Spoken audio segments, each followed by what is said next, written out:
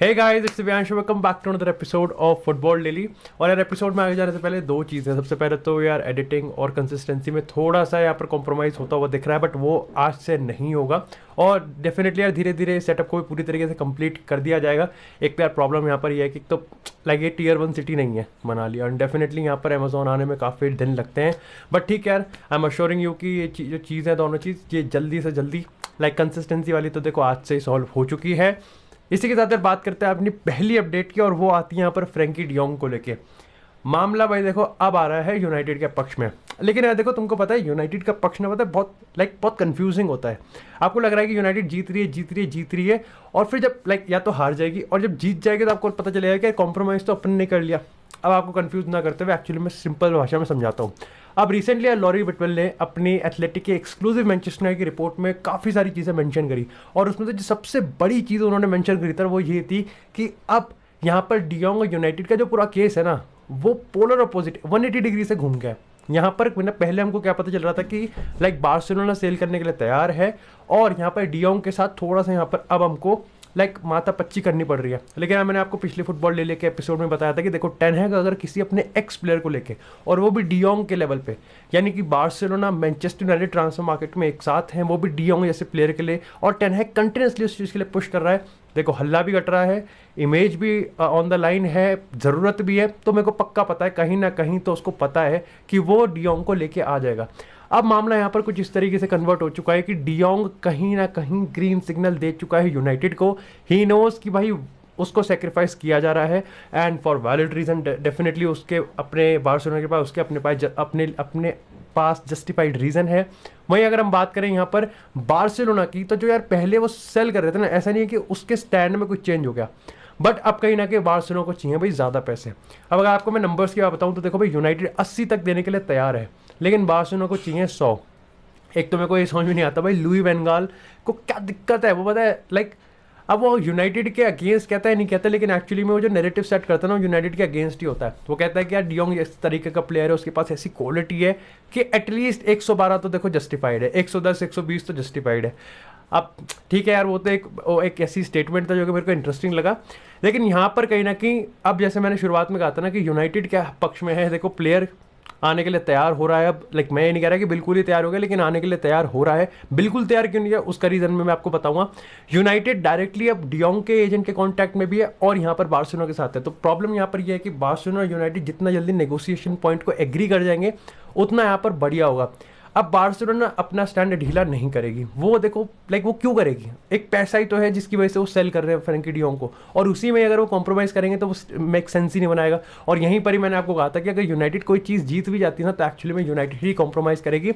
वैसे सही बताऊँ ना, तो यार फ्रैंकी डियोंग इस पॉइंट ऑफ टाइम पे इतनी ज़्यादा ज़रूरत है हमको उस ऐसे प्लेयर की। और ये डार्विन नूनेज वाली जिसमें हम बात करेंगे, उसको देखते हुए तो यार अपन को भी लगता है कि ठीक है यार, अगर कॉम्प्रोमाइज़ करना ही पड़ रहा है ना, तो let's just do the compromise, और भाई इस ट्रांसफर को अभी के अभी यहाँ पर सील करते हैं। लेकिन इसी के साथ यार बात करते हैं अपनी नेक्स्ट अपडेट की, जो कि आती है डार्विन नूनेज से। हार गए अब मतलब यार देखो, कल के एपिसोड के ठीक बाद ही सबसे पहले फेब्रिजियो ने, और उसके बाद यहाँ पर डेविन ऑस्टिन की रिपोर्ट पाई, और उन्होंने यहाँ पर इस चीज़ को बताया कि एक्चुअली में लिवरपूल इस रेस में वेडनेसडे ट्यूसडे को मतलब पागलों की तरह एंटर हो गई थी, और एक दिन के अंदर उन्होंने यहाँ पर पर्सनल एग्रीमेंट साइन करवा लिए। अब यूनाइटेड के लिए पर्सनली अपन के लिए ना, ये चीज़ एक आई ओपनिंग चीज़ है, क्योंकि ये 2008 की यूनाइटेड नहीं है, ये 2022 की यूनाइटेड है। और 2022 की यूनाइटेड में अगर प्लेयर यूनाइटेड के ऊपर लिवरपूल को रखता है, तो हमको समझना पड़ेगा कि भाई देखो हम बहुत नीचे आ चुके हैं। And it's like no offence to Liverpool. Actually में प्रॉब्लम यहाँ पर यह है कि लिवरपूल ना, लाइक चैंपियन लीग फुटबॉल में लिवरपूल हर सीजन ना ही हर फ्रंट पे एक्चुअली में कम्पीट करती है, बल्कि वो जीतती भी है एट दी लाइक वो जीत सकती है। They are the favourites of the each trophies, चाहे हम चैंपियन लीग की बात करें, एफए कप की बात करें, प्रीमियर लीग की बात करें। यूनाइटेड के लिए बस एक चीज़ है कि अगर ऐसा प्लेयर अपन को रिजेक्ट कर रहा है ना, तो हमको पेशेंस से काम लेना पड़ेगा। ये नहीं कि देखो प्लेयर अच्छा है, अगर लिवरपूल की रिक्रूटमेंट जो टीम है ना, अगर वो डार्विन नूनेज के लिए यहाँ पर 100 मिलियन देने के लिए तैयार हो रहे हैं ना, तो भाई यहाँ पर बहुत कुछ है। अब अगर मैं थोड़े से फैक्ट्स की बात बता दूँ, देखो इस पॉइंट टाइम पे वर्बल एग्रीमेंट साइन है, नहीं एग्रीमेंट है, लेकिन कुछ भी पेपर पे साइन नहीं है। यहाँ पर अगेन बेनफिका और लिवरपूल के बीच में भी अभी कोई एग्रीमेंट नहीं है। बेनफिका को 100 से नीचे चाहिए ही नहीं, और लिवरपूल अभी भी यहाँ पर देखो फिगर आउट करिए कि यहाँ पर क्या अपना ट्रांसफर रिकॉर्ड तोड़ा जाए, जो कि मोस्ट लाइकली लग रहा है कि वो तोड़ ही देंगे।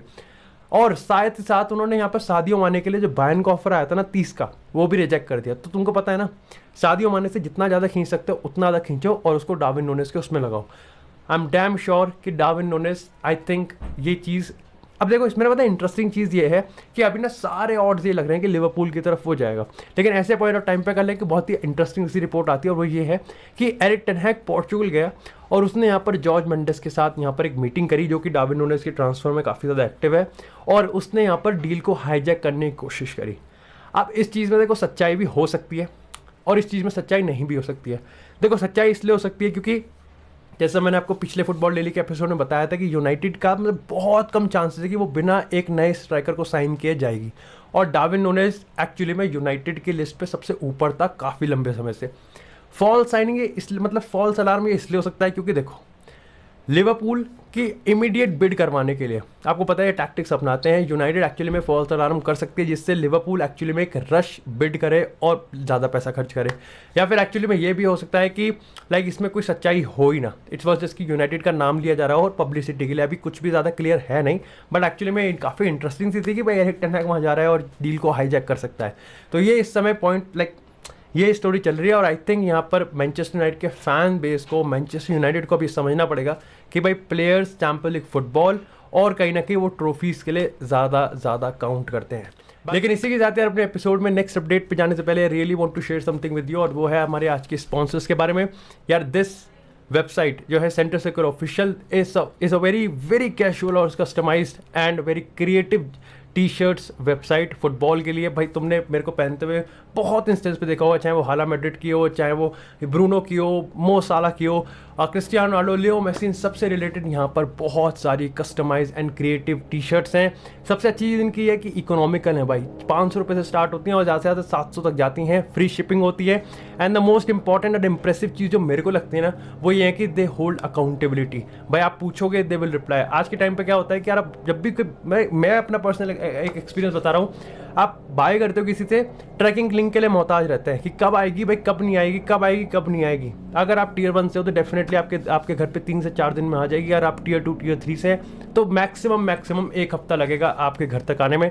डू मेक श्योर, जो मैंने वेबसाइट का लिंक है वो मैंने यहाँ पर पिन कमेंट में और डिस्क्रिप्शन में मेंशन कर रखा है, और यहाँ पर जो इंस्टाग्राम का लिंक है वो भी मैंने इन दोनों जगह पे पिन कर रखा है। सो डू मेक श्योर आप एक बार इनकी वेबसाइट को जरूर चेकआउट करें, मैं इसको हाईली यहाँ पर एडवाइस करता हूँ। लेकिन वापस आते हैं अपने नेक्स्ट अपडेट पे आज के एपिसोड की, और वो है यहाँ पर फ्रैंकी डियोंग की। द रीज़न कि मैंने ये क्यों कहा कि de Jong to United is actually 100% done नहीं हुआ है, और वो इसलिए कर लिया जॉर्ज मेंडेस और यहाँ पर जो बार्सिलोना है उनके बीच एक काफ़ी एक्सक्लूसिव मीटिंग होती है, और एक्चुअली में जेरार्ड रोमेरो इस चीज़ को कंफर्म करते हैं कि उस मीटिंग में फेब्रिज़े ने भी एक्चुअली में इस चीज़ के रिगार्डिंग ट्वीट किया था। जो मीटिंग थी ना उसमें काफ़ी प्लेयर्स के नाम, यहाँ पर काफ़ी प्लेयर्स के नाम को मेंशन किया गया था, ट्रांसफर से बात की गई थी लेपोर्टा की तरफ से भी, लेकिन जो सबसे बड़ा और इंपॉर्टेंट नाम था ना वो था यहाँ पर बर्नार्डो सिल्वा का। अब बर्नार्डो सिल्वा के रिगार्डिंग ना बहुत ही इंटरेस्टिंग सी स्टोरी है। देखो इस पॉइंट ऑफ टाइम पे ऐसा नहीं है कि बर्नार्डो सिल्वा की कोई सिटी से लड़ाई है, बल्कि एक्चुअली में पेप गार्डियोला चाहता है कि बर्नार्डो सिल्वा अपना लॉन्ग टर्म जो कॉन्ट्रैक्ट है ना वो कहीं ना कहीं सिटी के साथ ही कमिट करे। लेकिन इस पॉइंट ऑफ टाइम पे बार्सिलोना ये मान के चल रही है कि फ्रैंकी डियोंग अगर जाता है तो उसका आइडियल रिप्लेसमेंट यहाँ पर बर्नार्डो सिल्वा है। अब प्रॉब्लम यहाँ पर 3-4 चीज़ें मैं आपको बताता हूँ कि 3-4 चीज़ें जो पॉइंट है वो आपको क्लियर कर देगा पूरी स्टोरी एक्चुअली में है क्या। देखो बर्नार्डो सिल्वा सिर्फ तभी बार्सिलोना जा सकता है जब फ्रैंकी डियोंग लीव करेगा, जो कि मोस्ट प्रॉब्ली लीव करेगा, लेकिन वो लीव करना चाहिए सिटी के लिए, यानी कि अगर सिटी के लिए फ्रैंकी डियोंग छोड़ता है तो तभी कहीं ना कहीं ये चीज़ पॉसिबल है। अब चाहे वो स्वैप डील हो, चाहे कहीं ना कहीं यहाँ पर थोड़ा सा पैसा एक को दूसरे को देना पड़े। प्रॉब्लम यहाँ पर भी दूसरी चीज़ आती है कि एक्चुअली में बार्सिलोना दोनों की वैल्यूएशन को कहीं ना कहीं सेम मानती है, बल्कि सिटी बर्नार्डो सिल्वा की वैल्यूएशन को काफ़ी ज़्यादा मानती है फ्रैंकी डियोंग से। और इस पॉइंट ऑफ टाइम पे जहाँ पर हम बात करें 60, 70, 80 for Frenkie de Jong, city at least 100 million तो कहीं ना कहीं डिमांड करने वाली है, जो कि सबसे बड़ी प्रॉब्लम है बार्सिलोना के लिए। एक छोटी सी प्रॉब्लम यहाँ पर यह है कि देखो बर्नार्डो सिल्वा इंटरेस्टेड दिख रहा है बार्सिलोना में, पहले भी रूमर्स आए हैं, पहले भी रिपोर्ट्स आई हैं और अब भी कहीं ना कहीं रिपोर्ट्स आ रही हैं, लेकिन प्रॉब्लम ये है कि बर्नार्डो सिल्वा कुछ चीज़ फोर्स नहीं करेगा। इसका प्राइम एग्जांपल है, ये पूरा का पूरा कंट्रास्ट होगा जो कि लेवेंडोव्स्की कर रहा है, वो फोर्स कर रहा है, बर्नार्डो सिल्वा रत्ती भर भी फोर्स नहीं करेगा। और वो इसीलिए क्योंकि एक्चुअली में कोई प्रॉब्लम है ही नहीं उसकी सिटी में। यस, वो इंटरेस्टेड है बार्सिलोना में, लेकिन इसका मतलब ये नहीं है कि वो मतलब एड़ी चोटी का जोर लगा देगा कि मेरे को बार्सिलोना जाना ही जाना है। तो ये कहीं ना कहीं इस समय सिचुएशन है। हाउएवर मैं इसको फिर से एक बार क्लियर कर देता हूँ कि यूनाइटेड ही रेस में कहीं ना कहीं अभी सबसे आगे है। और भाई ऑफ कोर्स मैं तो चाहता हूँ कि भाई यूनाइटेड एटलीस्ट ये रेस जीता, क्योंकि देखो लॉरी विटमैन ने एक चीज़ भी कही कि डार्विन नूनेस की रेस में भले ही हम हार जाएं, जो कि मोस्ट पॉसिबली आउटकम लग ही रहा है, लेकिन इसका मतलब ये भी हो सकता है कि डेफिनेटली यूनाइटेड का जो फोकस है वो फ्रैंकी डियोंग पे ही है काफ़ी लंबे समय से, और वही इस समय प्रायोरिटी है। लेकिन इसी के साथ बात करते हैं एक और सिटी के प्लेयर की, और वो आता है यहाँ पर रहीम स्टर्लिंग। अब सबसे पहले रहीम स्टर्लिंग को साइन करने की रेस में हम क्लब्स की बात कर लेते हैं। देखो बायर्न म्यूनिख है, वो ये मान के चल रही है अगर सादियो माने को हम लेके नहीं आ पाते तो हम रहीम स्टर्लिंग को ले आते हैं। दूसरा आता है यहाँ पर रियल मैड्रिड। रियल मैड्रिड भी ये मान के चल रही है कि रहीम स्टर्लिंग एक ऐसा प्लेयर है जिस पे अपॉर्चुनिटी अगर हमने टैप इन नहीं करी ना तो कहीं ना कहीं हम काफ़ी ज़्यादा रिग्रेट करेंगे। और तीसरा क्लब जो कि सबसे आगे है रेस में वो आता है यहाँ पर चेल्सी। अब जो वैल्यूएशन लगाई गई है वो लगाई गई है 60 से 70 मिलियन, और देखो चेल्सी भी दे सकती है, मैड्रिड भी दे सकती है, बायर्न भी दे ही देगी। जब 30 से 40 बायर्न मानने के लिए तो रहीम स्टर्लिंग के लिए भी दे ही देगी। प्रॉब्लम ये है कि रहीम स्टर्लिंग में की जो सबसे बड़ी डिमांड है ना वो ये है कि उसको चाहिए प्ले टाइम, उसको भाई प्लेइंग टाइम चाहिए। अगर प्लेइंग टाइम नहीं मिलेगा तो डेफिनेटली जो क्लब है वो उसको रिक्रूट नहीं कर पाएगी। प्रॉब्लम बात कर लेते हैं सिटी में क्या चल रहा है। जो रहीम स्टर्लिंग का कॉन्ट्रैक्ट है यार वो नेक्स्ट ईयर खत्म हो जाएगा। ऐसे में सिटी तो चाहती है कि जो नया कॉन्ट्रैक्ट हो वो उसको जल्दी से जल्दी साइन करे, लेकिन स्टर्लिंग को अभी भी कंफर्म नहीं है। उसको ना ये फील नहीं हो रहा कि यार यहाँ पे ना सिटी के इस नए प्रोजेक्ट में रह के ना मेरे को रेगुलर प्ले टाइम मिलेगा। एंड डेफिनेटली वर्ल्ड कप का माहौल है तो प्रॉब्लम इधर उधर हो सकती है, इसीलिए कहीं ना कहीं यहाँ पर स्टर्लिंग अभी भी नया कॉन्ट्रैक्ट साइन नहीं कर रहा है। तो डेफिनेटली देखो सिटी के पास कोई चारा रहता नहीं है। ऑफकोर्स रहीम स्टर्लिंग एक ऐसा प्लेयर है जिसपे सिटी पैसा बना सकती है, और वो बिल्कुल चाहेगी कि अगर इस समर मैं कैश इन कर सकता हूँ रहीम स्टर्लिंग पे तो क्यों नहीं करती, क्योंकि नेक्स्ट ईयर उसको फ्री एजेंट पे जाना बहुत बड़ा नुकसान होगा अगर हम इसको सिटी के पर्सपेक्टिव से देखें तो। बाकी देखते हैं यार इस रेस में अभी क्या है, क्योंकि चेल्सी लेके जा सकती है, बिल्कुल लेके जा सकते हैं। देखो उनके पास टूकल इज़ वेरी वेरी फॉन्ड, और ऑफकोर्स भाई रीबिल्ड है, पैसा भी है भाई, चेल्सी को पूरा पैसा मिल रहा है। लेकिन इसी के साथ बात करते हैं अपने आज के एपिसोड की लास्ट अपडेट की, और वो आता है यहाँ पर जिडान को लेके।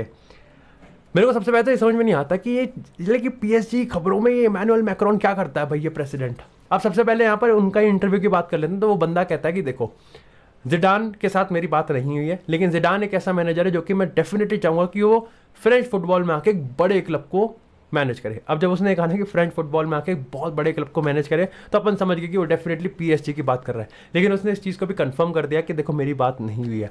अब थोड़े से फैक्ट्स की बात कर लेते हैं और रिपोर्ट्स की बात कर लेते हैं। अब देखो पीएसजी की अगर प्रो मीडिया हाउसेस की बात करें ना तो पीएसजी इस पॉइंट ऑफ टाइम पे एक बार फिर से जिडान के साथ एक बार नेगोशिएशन में बैठेगी, और यहाँ पर इस बार जो कंडीशन रखने वाले ना वो ये होगी कि देख तू आ जा, तू पीएसजी आ जा, तू पीएसजी का मैनेजर बन जा। अगर यहाँ पर वर्ल्ड कप के बाद फ्रांस को ज़रूरत होगी तेरी, या फिर कुछ भी तुम्हारे बीच में नेगोशिएशन हो सकता है, तो तू एक सीज़न के बाद पीएसजी को छोड़ सकता है। डेस्परेशन देख रहे हो तुम, लेकिन कहीं ना कहीं ठीक है यार वो हर चीज़ कर रहे हैं, ये तो हेल्दी बेंटरिंग हो गई, लेकिन पीएसजी वो हर एक चीज़ कर रही है। उनको पता है कि जो इनके पजल का लास्ट पीस है ना ये कितना ज़्यादा इंपॉर्टेंट है, और जिडान उसमें परफेक्टली फिट होता है। अब कहीं ना कहीं काफ़ी लोग कहेंगे कि देखो जिडान अपनी ईगो पे है, जिडान अपने सेल्फ रिस्पेक्ट है, जिडान का एक स्टैंडर्ड है, और पीएसजी उन स्टैंडर्ड्स को मीट नहीं करता। नो ऑफेंस, बट अगर पॉलिटिक्स की बात करें तो वहाँ बहुत गंदी पॉलिटिक्स है। अब यहाँ पर एक डैनियल रियोलो है, एक रिपोर्टर है आरएमसी के, जिन्होंने एक्चुअली में ना मैंने अपने फुटबॉल डेली एपिसोड में काफ़ी बार उनको मेंशन किया, उनका रेफरेंस दिया कि भाई वो बंदा ना ही tends to break through any report. उसने एम्बापे वाली रिपोर्ट को भी एक्चुअली मार्च में ब्रेक थ्रू करने की कोशिश करी थी, जब उसने कहा था देखो एम्बापे के चांसेस पीएसजी में रुकने के बहुत बहुत ज़्यादा है, जो कि इवेंचुअली सच भी हो गई। तो कहीं ना कहीं रिलायबिलिटी का जो स्केल है वो बढ़ता जा रहा है उनके अगर रेफरेंस की बात करें। बाकी इस बार उन्होंने जो एक्चुअली में स्टेटमेंट दिया ना वो भी कुछ पिछले वाला ही है। इस बार वो कहते हैं कि Zidane will be the manager of PSG, और ये तुम लिख के ले लो। अब डेफिनेटली स्टोरी में भी बहुत ज़्यादा डेवलपमेंट होना बाकी है, सारी चीज़ें मैंने तुमको क्लियर कर दी, प्रोज एंड कॉन्स देखना पड़ेगा। ये मैंने तुमको स्टेटमेंट बता दिया कि इस तरीके से एक जर्नलिस्ट जो कि काफ़ी ज़्यादा अपने आप को ब्रेक थ्रू करने की कोशिश करते हैं कि ठीक है मैंने ये रिपोर्ट ब्रेक थ्रू करी है, उसने भी यहाँ पर ऐसा स्टेटमेंट दिया। बाकी डू लेट मी नो कि आपके रिगार्डिंग इसका क्या ओपिनियन है। बाकी thank you for watching this episode. अगर आपको एपिसोड पसंद है एपिसोड को लाइक करें, चैनल को सब्सक्राइब करें। आपको इसी तरह फुटबॉल से एक्सक्लूसिव कंटेंट चैनल पर मिलता रहेगा। तब तक के लिए stay tuned, stay safe and I will see you in the next episode.